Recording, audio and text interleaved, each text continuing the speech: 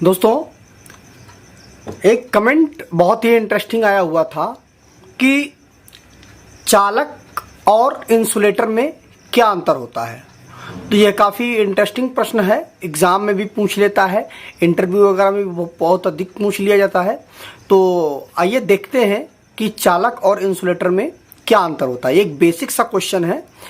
और दोस्तों, एक मेरा दूसरा चैनल है, उस पर भी मैं एक बहुत अच्छे इंटरेस्टिंग नॉलेज शेयर करता हूं। तो अगर आप देखना चाहें तो उस चैनल पर जा करके उस वीडियो को देख सकते हैं, उस चैनल को देख सकते हैं, डिस्क्रिप्शन में लिंक है। तो आइए शुरू करते हैं इस वीडियो को। देखिए, चालक और इंसुलेटर में क्या अंतर होता है। देखिए, चालक जो होता है, सबसे पहले हम चालक पे बात कर लेते हैं। चालक बहुत एक सिंपल सा, एक लाइन में अगर हम इसका जवाब दें तो यह होता है कि जिसमें सबसे ज़्यादा मुक्त इलेक्ट्रॉन होते हैं। मतलब मुक्त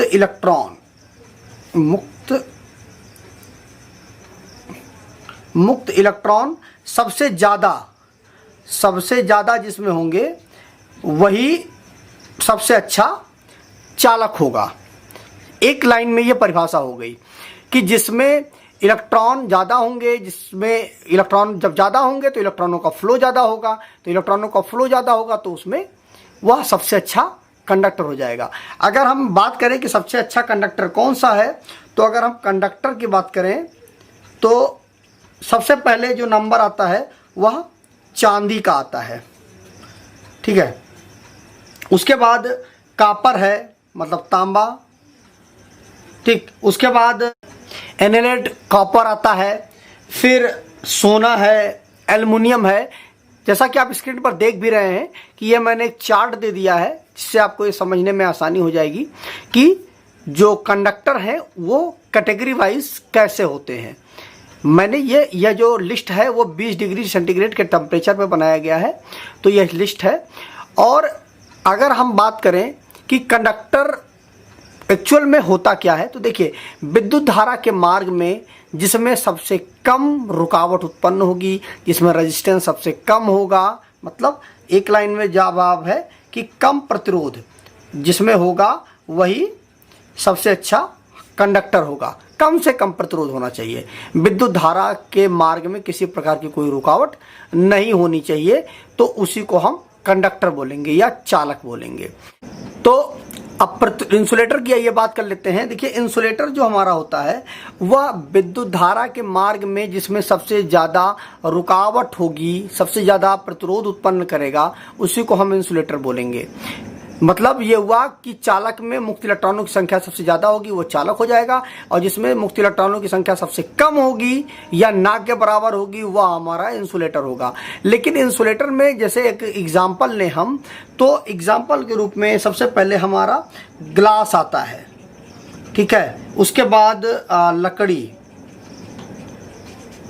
और फिर प्लास्टिक, इस तरह से कई चीज़ें आती हैं जो इंसुलेटर में आती हैं। तो देखिए, क्या है कि ये इंसुलेटर तो हैं, लेकिन क्या इसमें विद्युत धारा का प्रवाह नहीं होगा? ऐसा नहीं है, इसमें विद्युत धारा का प्रवाह बिल्कुल होगा।